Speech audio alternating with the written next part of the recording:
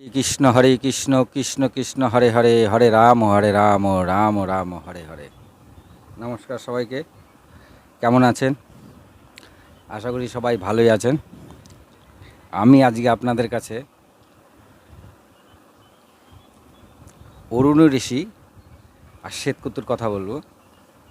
কে ছিল এই অরুণ ঋষি আর অরুণ ঋষির পুত্র শ্বেতকেতু, তাদের দুজনের মধ্যে যে কথোপকথন হয়েছিল তা আজকে আপনাদের কাছে আমি তুলে ধরব। এটা ছন্দোপনিষদে থেকে পাওয়া গেছে। তো কথাটা হচ্ছে, যেমন ধরুন, আমরা অনেক সময় অনেক কথাবাচকের কাছে শুনতে পাই, কিংবা অনেক সময় অনেক গুণী ঋষি জন বা এদের কাছে শুনতে পাই, যারা একটু ধর্ম নিয়ে থাকে। তারা বলে অহম ব্রহ্মাস্মি, মানে আমার মধ্যেই ব্রহ্ম আছে। তা আমার মধ্যে ব্রহ্ম আছে প্রমাণ কি করে করবেন? আমার মধ্যে যে ব্রহ্ম আছে সেটা প্রমাণ হবে কি করে? তো আমি আপনাদের বলি, এটা আমার নিজস্ব আর কি মত, শাস্ত্রের মত না। শাস্ত্র তো আমি অনেকগুলি করে, একটা ব্যাপার অনেকগুলি করে ভালো করে ঘাঁটি, তারপরে একটা করে নিজে বুঝি যে অ্যাকচুয়ালি কী ঘটনাটা। কিন্তু আমি যেটা আপনাদের কাছে এখন বলবো সেটা হচ্ছে সম্পূর্ণ আমার মত আর কি। যেমন ধরুন, কেউ যদি বলে আমি অনেক কিছু জানি, তাহলে মনে করবেন সে খুবই বোকা। কেউ সব কিছু জানতে পারে না, মানে কেউ যদি বলে আমি সব জানি, তাহলে সে হদ্দ বোকা, কারণ কেউ সব কিছু জানতে পারে না। রবীন্দ্রনাথ ঠাকুরও এত কিছু রচনা করার পরে শেষে তিনিও বলেছিলেন যে আমি সাহারা মরুভূমির বালুকণার সমান জ্ঞান অর্জন করেছি। মানে সাহারা মরুভূমির একটা বালুকণার সমান তিনি জ্ঞান দিয়েছে আর কি, অর্জন করেছে। তো ঘটনাটা হচ্ছে, যারা খুব জ্ঞানী তারা কখনোই তার জ্ঞান প্রকাশ করে না। যারা খুব জ্ঞানী তারা জানে যে এ জ্ঞান কিছুই না। অ্যাকচুয়ালি ব্রহ্মজ্ঞানের কাছে কোনো জ্ঞানই কিছুই না। তা ব্রহ্মজ্ঞান সহজে লাভ করা যায় না।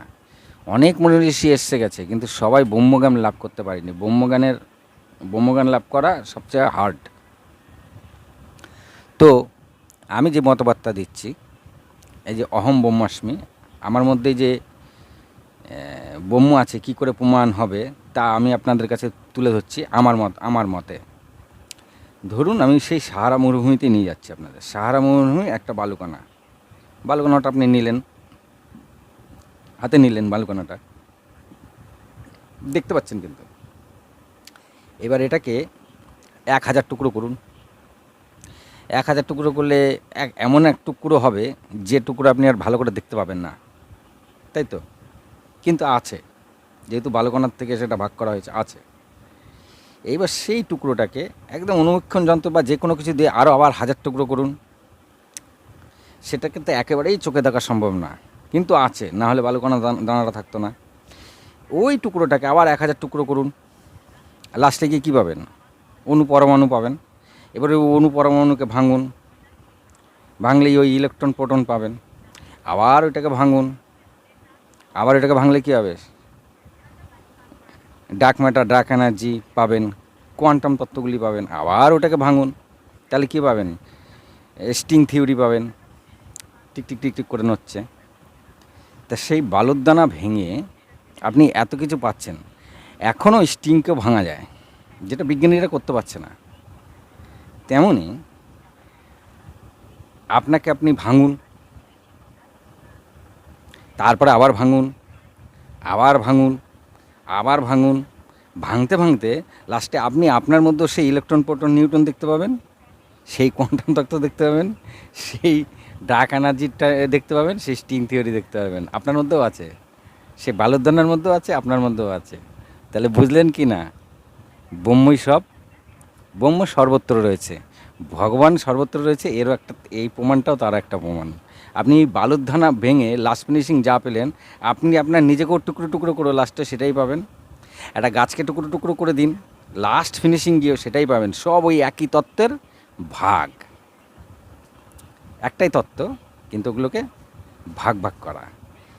অরুণী ঋষি আর এই শ্বেতকেতুর কথাগুলি ঠিক অনেকটা এইরকম। তো চলুন শুরু করা যাক। নমস্কার। আজকে আমি বলবো অরুণ ঋষি সম্বন্ধে। অরুণ ঋষি, শ্বেতকেতুর সম্বন্ধে পরে আসছি। অরুণ ঋষি খুব ভালো মানের একজন শিষ্য ছিল। তার গুরুর নাম ছিল ধাম্য ঋষি। গুরুর নাম ছিল ধাম্য ঋষি। এই ধাম্য ঋষি কাছে সবাই শিষ্য হতে আসতো না, কারণ ধাম্য ঋষি সবাইকে দিয়ে খুব কাটাতো আর খুব হার্ড ছিল। যাই তাই ঋষি ছিল না। মানে আপনি কিছু কিছু ঋষির কথা শুনবেন, সেখানে হাজার হাজার শিষ্যরা গিয়ে শিক্ষা গ্রহণ করতো। গৌতম ঋষির কথাই দেখেন, গৌতম ঋষির কথা পরে বলবো, কিন্তু গৌতম ঋষির কথাই বলেন। গৌতম ঋষির আশ্রমে হাজার হাজার ঋষি শিষ্যরা গৌতম ঋষির কাছে পড়াশোনা করতে আসতো, গুরু ছিল। কিন্তু সেইখানে ধাম্য ঋষির আশ্রমে অল্প কয়েকজন ছিল, তার মধ্যে ছিল 3 জন শ্রেষ্ঠ, তার মধ্যে অরুণ ঋষি একজন ছিল। ধাম্য ঋষি কী করতো, ওই শিষ্যদের দিয়ে সব কাজ করাতো, আর কাজের মাধ্যমে উনি শিক্ষা দিতেন। এই ছিল ধাম্য ঋষির নীতি, মানে কাজ করাতেন আর কাজের মধ্যে দিয়ে শিক্ষা দিতেন। আর যে কটা ধাম্য ঋষির কাছ থেকে বেরিয়েছে, শিষ্য হওয়ার পরে ধাম্য ঋষির কাছ থেকে যে কয়জন শিক্ষা নিয়ে বেরিয়েছে, তারা একেবারে স্টেনলেস স্টিল হয়ে বেরিয়েছে। মানে তাদেরকে কোনো জায়গায় কেউ শাস্ত্রে হোক বা অন্য কিছুতেই হোক কুপঘাত করা যেত না। মানে একদম স্টিল বানিয়ে ছাড়ত ধাম্য ঋষি। খুব ভালো ঋষি ছিল, আর এত খাটাতো বলে কেউ তার শিষ্যত্ব গ্রহণ করতো না। হ্যাঁ, তো যাই হোক, একবার ধাম্য ঋষি যে আশ্রমে যে সবাইকে খেত, তাও ধাম্য ঋষি নিজে চাষ করে খেত। ভিক্ষাটা তিনি পছন্দ করতেন না। উনি বলতেন যে তুমি আজ ভিক্ষা করছো একজনের কাছে, কালকেও আবার ভিক্ষা করছো, পরশু একদিন ভিক্ষা করছো, সেই লোকটা কী ভাবছে তোমাকে, যে তুমি তো বেশ ভালোই আছো, কাজ করো না, কম করো না, কালি ভিক্ষা নিয়ে দিন চালিয়ে যাচ্ছ। তা এইটা সেই লোকের কাছে তোমার খারাপ হবে। তাই তার আশ্রমের শিষ্যরা ভিক্ষা করতেন, কিন্তু সেটা খুবই কম। তিনি কী করতেন, তার আশ্রমের ছাত্র যত ছিল শিষ্য, সবাইকে তার প্রত্যেক আশ্রমে গরু থাকতো, প্রত্যেক ওনার আশ্রমে গরু ছিল। এই গরুর দুধ আর মাঠে ধান, অন্ন এইসব চাষবাস করে, ফল সবজি সব চাষ করে, ওইটার দিয়ে তার আশ্রম চলতো। তিনি ভিক্ষাবৃত্তি কম করতেন। যাই হোক, তো একবার ধাম্য ঋষি, বর্ষাকাল ছিল, খুব বৃষ্টি হচ্ছে, এমন বৃষ্টি হচ্ছে, ধাম্য ঋষির তখন মাঠের মধ্যে ধান গাছ ছিল প্রচুর। তা ধান যদি নষ্ট হয়ে যায় তাহলে তার অনেক ক্ষতি হয়ে যাবে। তাই তিনি অরুণ ঋষিকে ডাকিয়ে, দেখো মাঠে যেসব জলগুলি জমছে, সেই জলগুলি যেন মাঠ থেকে বেরিয়ে না যায়, তাহলে আর ধানটা ভালো হবে না। ধানে সবাই ফলন এসছে, ধানটা ভালো হবে না, জলটা আটকে রাখতে হবে। তা গিয়ে দেখো ঠিকঠাক আছে কি না। তা অরুণ ঋষি যথারীতি মাঠে গেছে। মাঠে গিয়ে দেখে, হ্যাঁ, মাঠের জল বেরিয়ে যাচ্ছে। চারিদিকে আল দেয়াই দিচ্ছে, একদিক দিয়ে আল ভেঙে জল বেরিয়ে যাচ্ছে। তা জলের স্রোত খুব বেশি ছিল। তা অরুণ ঋষি অনেক চেষ্টা করেছে সেটাকে ঠিকঠাক করার জন্য, কিন্তু কিছুতেই আর ঠিকঠাক করতে পারছে না, মাটি খালি গলে গলে চলে যাচ্ছে। তা অরুণ ঋষি কী করেছে, নিজেই ওই গ্যাপের মধ্যে শুয়ে পড়েছে। এবার তো জল আটকে দিয়েছে। এবার গেছে সেই সকালবেলা, সারাদিন বৃষ্টি হয়েছে, সন্ধ্যা হয়ে গেছে, অরুণ ঋষি আর আসে না। ধাম্য ঋষি চিন্তায় পড়ে গেছে। চিন্তায় পড়ে অন্যান্য 2-1 শিষ্যকে ডেকে বলছে, চলো তো মাঠে, ওখানে আমি অরুণীকে পাঠিয়েছি সকালবেলা, কিন্তু এখনও সে ফেরেনি। তা মাঠে গিয়ে ধাম্য ঋষি খুব ডাকাডাকি করছে এদিক ওদিক। ডাকাডাকি করাতে অরুণ ঋষি সেই যে জলের মধ্যে শুয়েছিল ওখান থেকে হাঁক দিচ্ছে যে গুরুদেব আমি এইখানে, আমি এইখানে। এবার গুরুদেব মাটির দিকে তাকিয়ে দেখে কাদার সমেত, কাদার মধ্যে লেপ্টে রয়েছে অরুণ ঋষি। তো গুরুদেব বলছে তুমি এইভাবে শুয়ে আছো কেন? বলে এখানে কিছুতেই জল আটকানো যাচ্ছে না, বারবার মাটি গলে পড়ে চলে যাচ্ছে, এর জন্য আমি নিজেই শুয়ে জল আটকেছি। এতে ধাম্য ঋষি খুব আপ্লুত হয়ে যান এবং শিষ্যকে তার বুকে জড়িয়ে নেন। তিনি তখন শিষ্যকে আশীর্বাদ করেন যে আমি তোমায় আশীর্বাদ করছি, যত শাস্ত্র আছে সমস্ত শাস্ত্রে বিদ্যা তোমার লাভ হবে এবং তুমি ব্রহ্মবিদ্যাও লাভ করবে। এক সময় ব্রহ্মবিদ্যা সবাই লাভ করতে পারতো না, তাই বলে তুমি ব্রহ্মবিদ্যাও লাভ করতে পারবে। এইবার আমি আপনাদের একটা কথা বলি, অরুণ ঋষি কিন্তু অশিক্ষিত ছিল। অরুণ ঋষি কিন্তু শিক্ষিত ছিল না। অরুণ ঋষি কিন্তু খালি এদিক ওদিক খাটাতোই ওই ধাম্য ঋষি। ওই দিন কেউ ওরকম কাজ দেখে ধাম্য ঋষি তাকে আশীর্বাদ দেন। সেই আশীর্বাদের ফলে অরুণ ঋষি সমস্ত শাস্ত্রে পারদর্শী হয় এবং ব্রহ্মবিদ্যার অধিকারী হয়। বুঝে নেন তাহলে এবার গুরুর কৃপা কী। গুরু অরুণ ঋষি শিক্ষিত ছিল না, কিন্তু গুরুর আশীর্বাদে সমস্ত বিদ্যায় সে পারদর্শী হয়ে যায় এবং ব্রহ্মবিদ্যাও লাভ করে। এবার আমি আপনাদের একটু সাইডের গল্প বলছি। আসছি আমি শ্বেতকেতুর কথায়। এখানে একটা কথা বলা দরকার, না বললেই নয়, তো আমার ভিডিও করাই বৃথা। আমি যখন পড়াশোনা করেছি বা আমাদের টাইমে যারা পড়াশোনা করেছে তারা একটুখানি খেয়াল করে দেখুন, আমাদের একটা স্টোরি ছিল ইংরেজি বইতে, হান্স নামে। হান্স নেদারল্যান্ডসের এক বালক ছিল, যে নেদারল্যান্ডসের জনগণকে বাঁচাতে সেখানে যে বাঁধ ছিল সে বাঁধ ফুটো হয়ে গেছিল।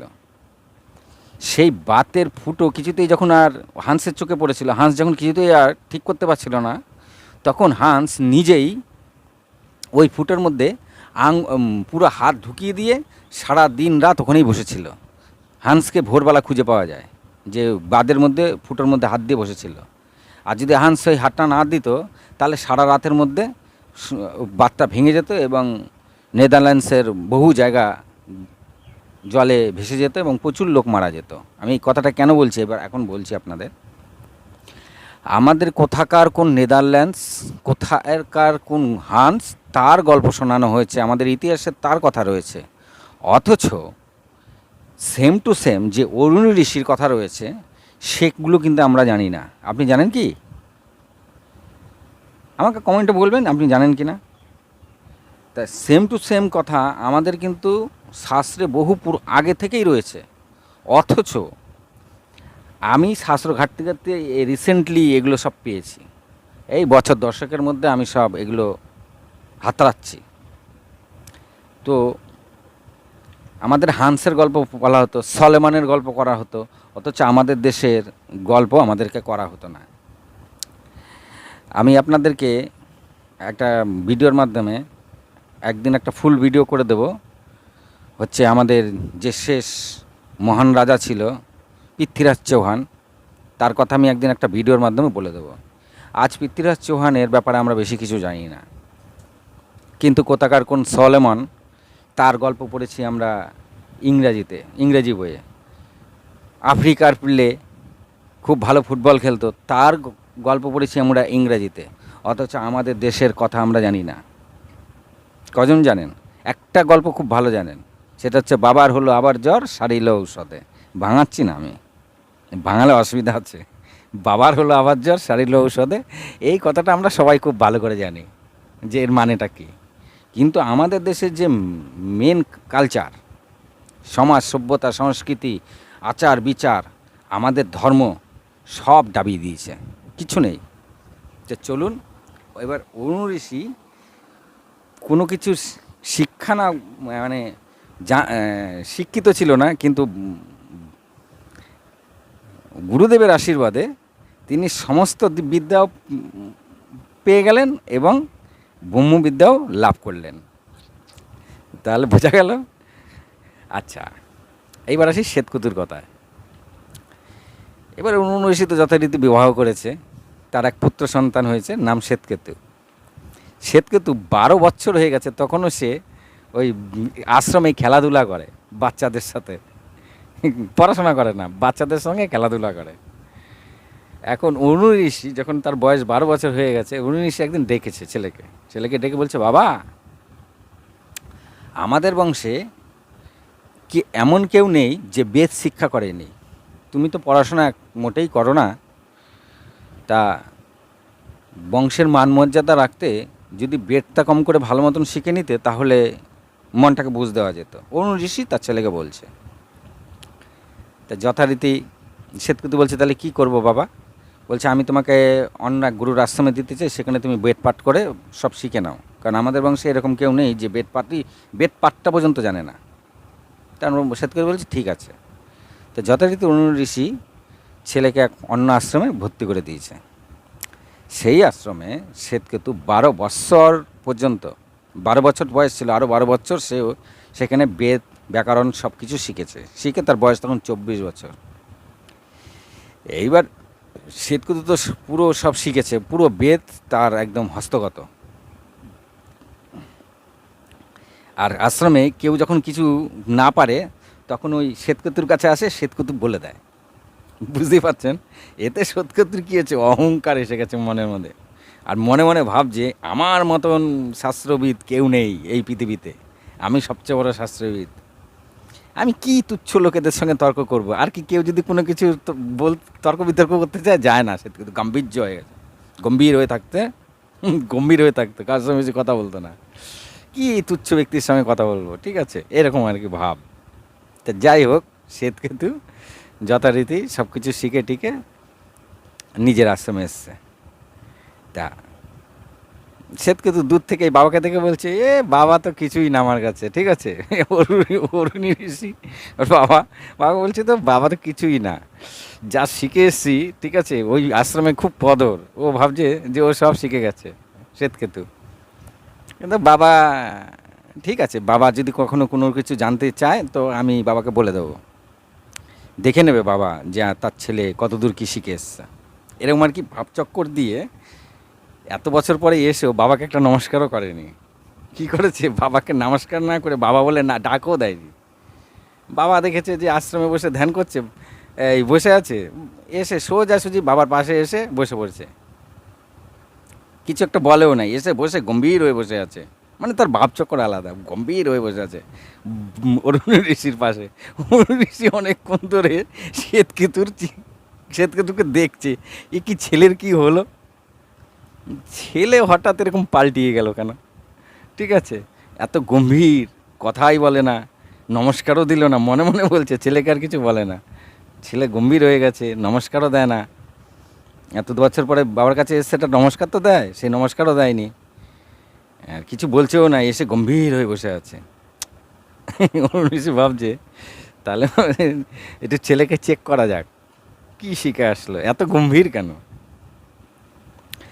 আর মনে মনে চিন্তা করলো, যদি ছেলে ব্রহ্মবিদ্যা সম্পূর্ণ জ্ঞান পেয়ে যায় তাহলে তো পুরো বিনয় আর নম্র হয়ে যাবে।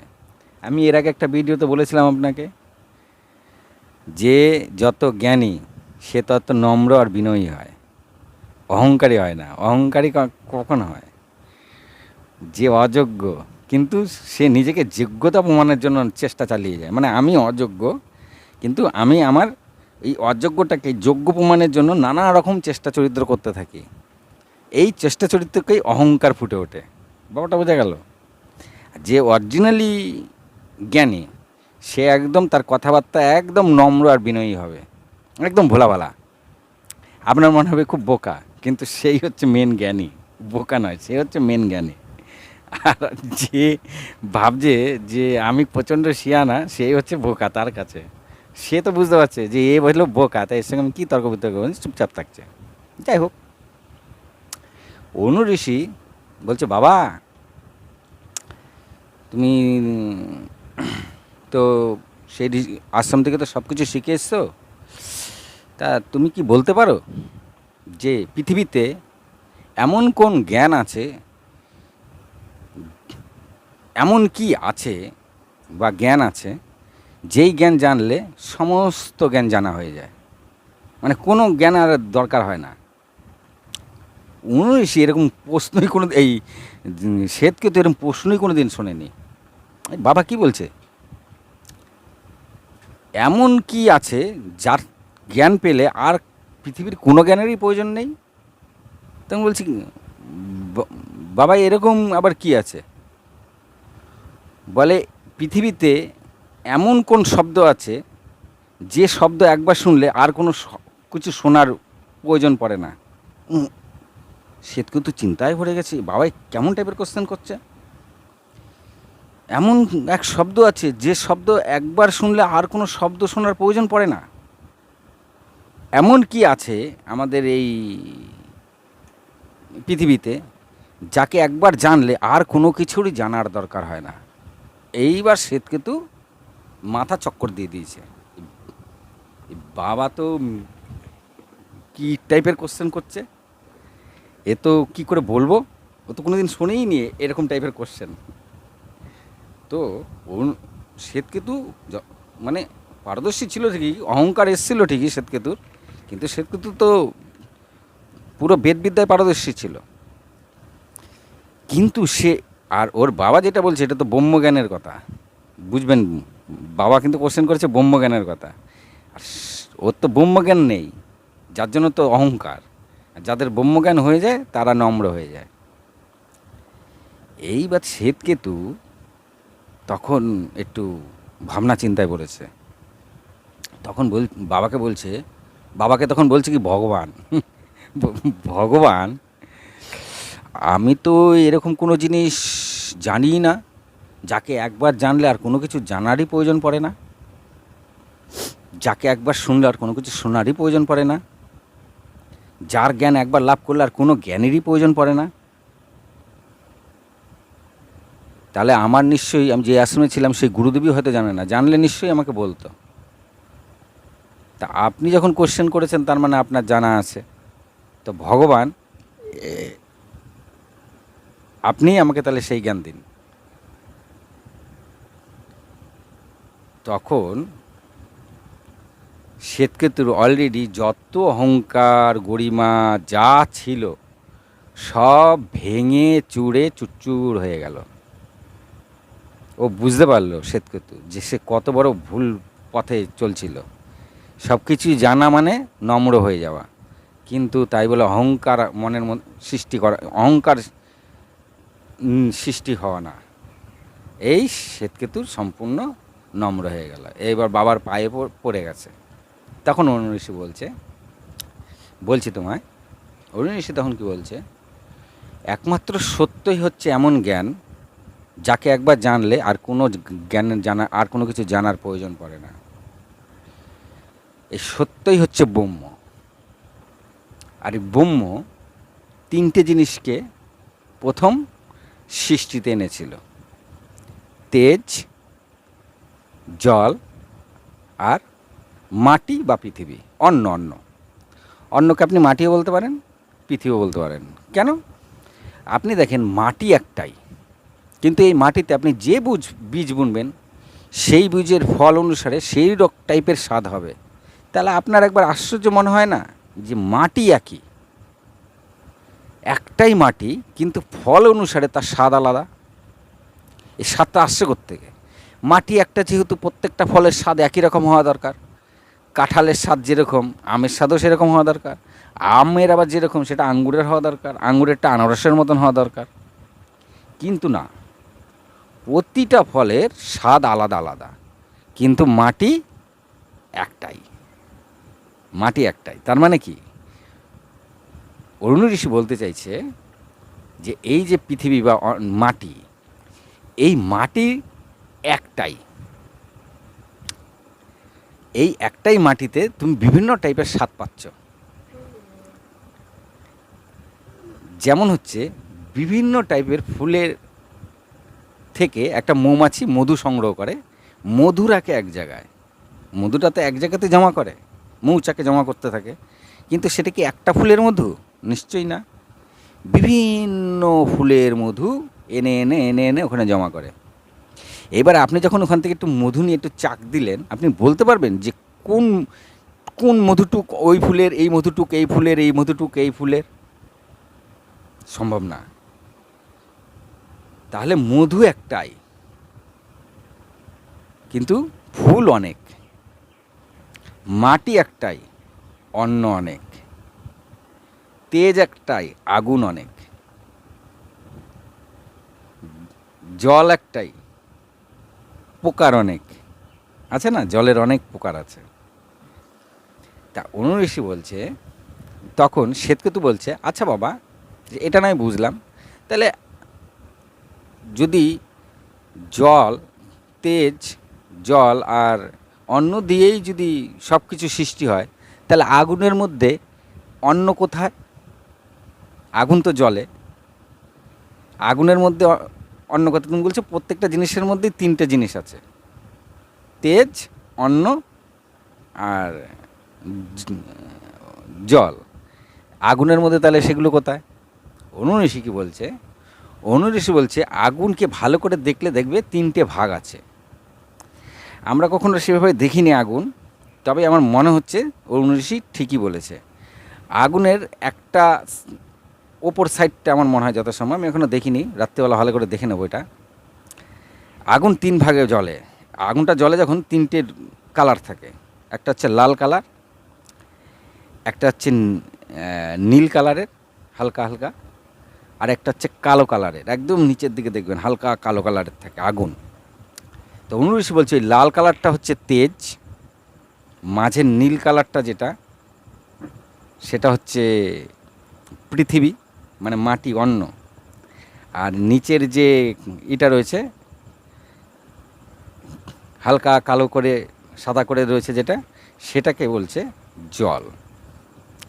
আগুনের তিন ভাগ পেলেন। তখন শ্বেতকেতু বলছে, আচ্ছা বাবা, তাহলে যদি ওর মধ্যেও থাকে, তাহলে অন্নের মধ্যে তিনটে, ওই অন্ন যে খাই আমরা, খাওয়ারের মধ্যে তাহলে তিনটে জিনিস ভাগ করব কী করে? তখন বলছে, অনুঋষি বলছে যে আমরা যে খাই যেই জিনিসটা খেলাম আমরা, সেটার স্থূলভাগ দিয়ে তৈরি হয় হাড়। এই যে আমাদের শরীরে হাড়গুড় আছে না, এগুলো স্থূলভাগ দিয়ে তৈরি হয়। আর মধ্যবর্তী খাদ্যের মধ্যবর্তী ভাগ দিয়ে, মানে জল তরল জিনিস, ওই খাদ্যের কথা বলছে, সেটা দিয়ে হয় শরীরের মাংস মজ্জা। আর শেষ ভাগটা দিয়ে হয় তরল জিনিস। এবার তেমন জলকেও তিন ভাগ করে দিয়েছে।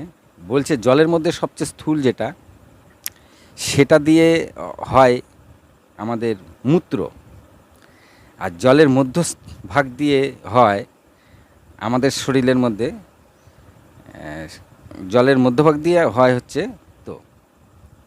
আর একদম যেটা সূক্ষ্ম দেখাই যায় না, জলের মধ্যে যেটা দেখাই যায় না, সেটা দিয়ে তৈরি হয় আমাদের শরীরের প্রাণ। এইভাবে ভাঙিয়ে ভাঙিয়ে দিয়েছে শ্বেতকেতুকে। তা শ্বেতকেতু বলছে কি, আর একটু ভালো করে বোঝালে হতো না? তখন অনুঋষি বলছে, যাও একটা ফল নিয়ে আসো। তার সামনে একটা বট গাছ ছিল, বট গাছের একটা ফল নিয়ে এসছে শ্বেতকেতু। তা অনুঋষি বলছে, এবার এটাকে ভাঙো। তা ওটাকে ভেঙেছে,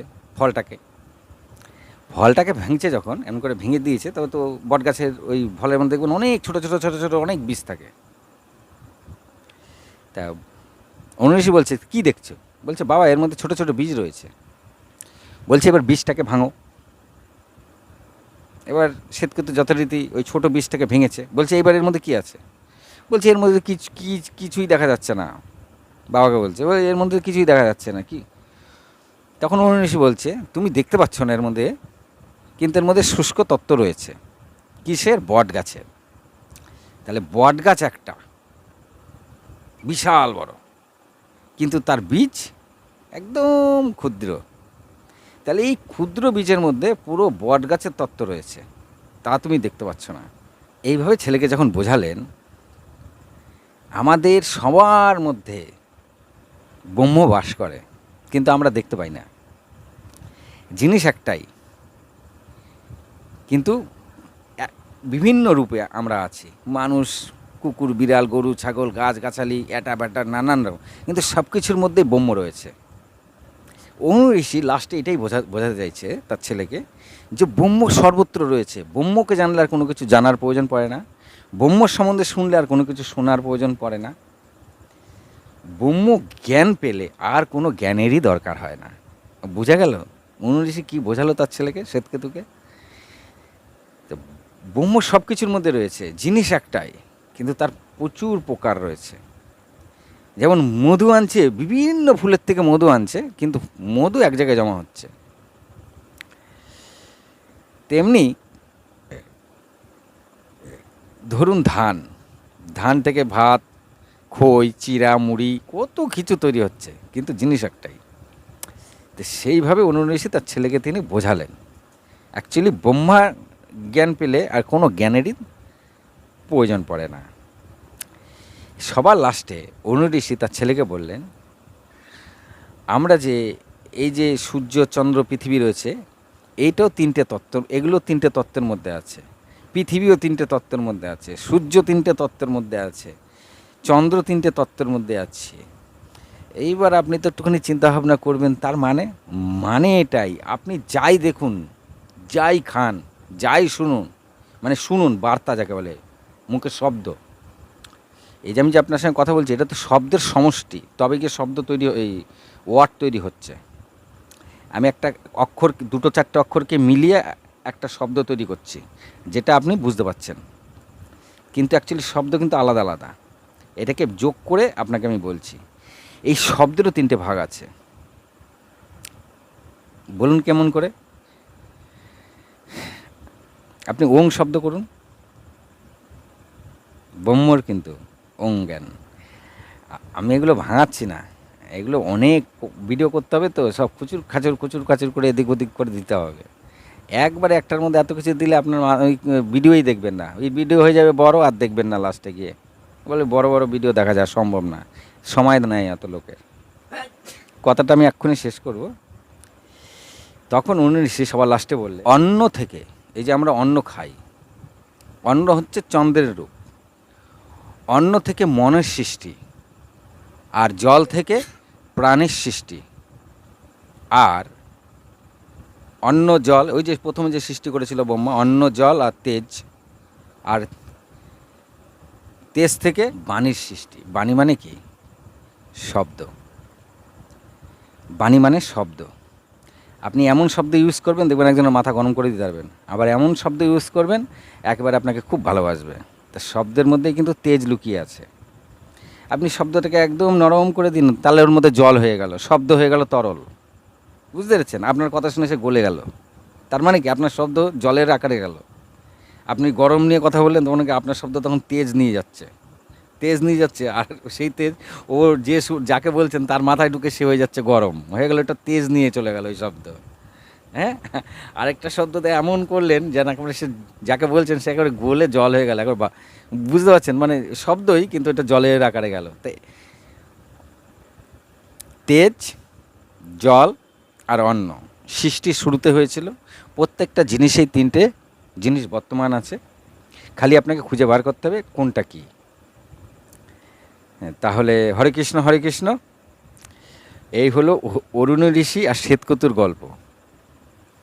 তা যাই হোক, আশা করি আপনাদেরকে আমি মোটামুটি কিছু বোঝাতে পারছি।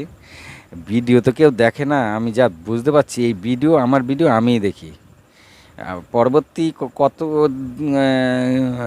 কত লোক দেখবে আমার তাও জানা নেই। আর আমি যেভাবে ভিডিওগুলিকে ভাঙিয়ে দিচ্ছি, এতে একটু খাটনি আছে।